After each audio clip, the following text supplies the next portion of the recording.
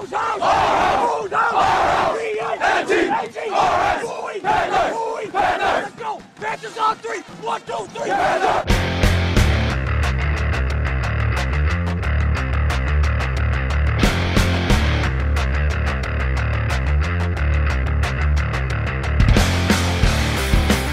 This is the Lakeville North PantherCast with head football coach Mike Zweber. Well, we faced a tough opponent this last week against Eden Prairie, the #1 team in the state, the two-time defending state champion, and unfortunately we just weren't ready to play in this game. We thought as a coaching staff that we had a great week of practice. We thought that the guys were ready to go, but we know that we have room to improve, and we missed too many tackles and missed too many blocks in order for us to play with a team of that caliber. So the theme for the week going into next week will be definitely back to the basics, and that's what we're going to have to get after. So let's take a look at some of the key plays from the game against Eden Prairie. So on this play, we wanted to take advantage of Eden Prairie's athleticism on defense and getting upfield. So we wanted to run a screen pass, and we've got a back that I think could run it pretty well. Here we hit Freddie Newell on a screen pass on the right-hand side. We get a good block by Will Walsh, our offensive guard, getting outside, and Freddie makes a couple nice cuts, gets upfield, and puts us in pretty good field position up at the 50-yard line.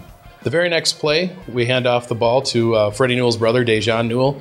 He's had a great year for us so far in the first couple games. Here you can see that he makes his own yards on this play as he takes a toss to the left-hand side, squeezes through the Eden Prairie defense and down the sideline for 50 yards and a touchdown to bring the score back to 14-7 at this point. We get a defensive stop, which we're feeling pretty good about. Although they have the ball on the 30-yard line, on our 30-yard line, we get a defensive stop. It's 4th down, which is kind of that no man's land where a lot of times teams like to fake punt. So we left our first defense in rather than our punt return team. Unfortunately, they just were able to successfully carry out a fake punt against us, pick up the first down, which eventually then went and scored. So it was kind of a tough situation for us at this point in the game, being down 28-7.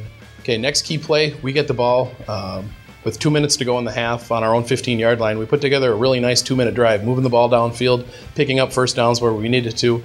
And as we get the ball down next to Eden Prairie's end zone, you'll see on this play, it was kind of a tough call for us. Tyler Swanson, big-time receiver for us, makes a great catch going out of bounds in the end zone. Unfortunately, the officials ruled that his feet were out of bounds.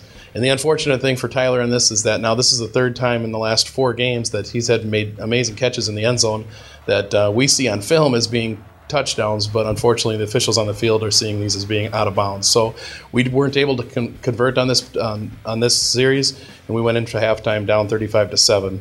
And we went into the locker room kind of with the motto that we needed to come back and win the second half. We needed to play for pride and to play for Panther football. And we came out both offensively and defensively okay over the course of the 3rd and 4th quarter, and when some of the other guys got a chance to go in.